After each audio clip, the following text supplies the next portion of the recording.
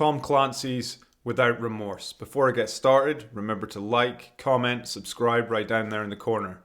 Alright, so this stars Michael B. Jordan. He's part of an elite team that go over to Syria, and then they get ambushed. It seems like really the Russians are there, and then he calls it quits, goes home to his wife, and tragedy strikes and it all hits the fan.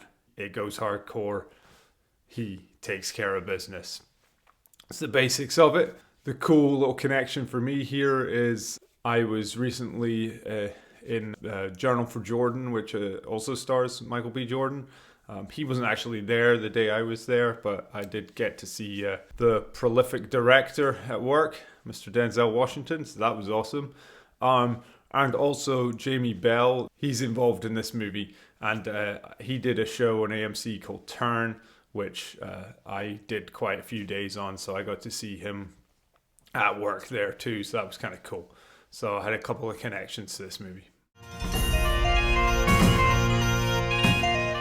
Jodie Turner-Smith's character in here, who is the boss of Michael B. Jordan or of his team, she comes to visit him in prison, and he's obviously upset, and he says to her, "I'll show him what a pawn can do to a king." Pretty cool line, and also cool because earlier when he's at his house and his family are all there, two people are playing chess, and then he moves.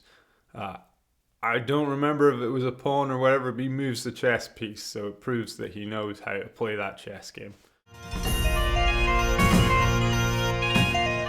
So when they land in Russia, he's suspecting that Ritter, which is Jamie Bell's character, is involved in some way, shape or form, and confronts him and gives him the old chokehold, and really seems like he ain't gonna let go.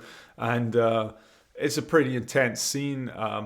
It really builds up to that moment because you're kind of thinking, you're meant to think as well, negative thoughts about Jamie Bell. So it's a pretty cool scene. So I enjoyed that. I thought that was one of the best scenes.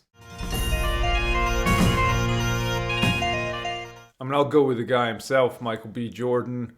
I think he brought some depth to it. He's a cool action hero. I can definitely see him go the direction of like a Bourne James Bond kind of thing. He definitely has the ability there to do that. So it'd be cool to see him in this kind of role again, maybe. Now, for me, I'm actually going to go with I. And the reason there is because it was just enjoyable.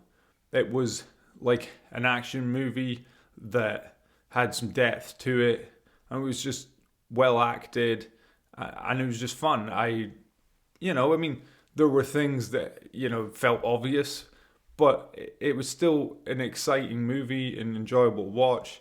I mean, it was some of the scenes were in my backyard, Dulles Airport. I live very close to there, so haven't personally seen chaos like that happen there, so that's good. I mean, I remember when I was a kid, long before I moved to America, Die Hard, the second Die Hard movie was at Dulles Airport.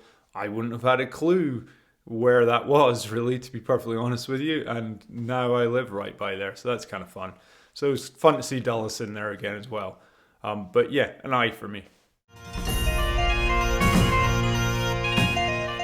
So in this movie, you had some deception, some lies, people saying this, people saying that. So when I was a kid, if you're in Scotland and someone told on you in school to the teacher, that was clyping, or you were a clype. So clype. So yeah, as I said, you can actively clype on someone, which would make you a clype. So don't do that. All right, stop clyping. I'll show him what a pawn can do to a king. I'll show him what a pawn can do to a king. I'll show him what a pawn can do to a king.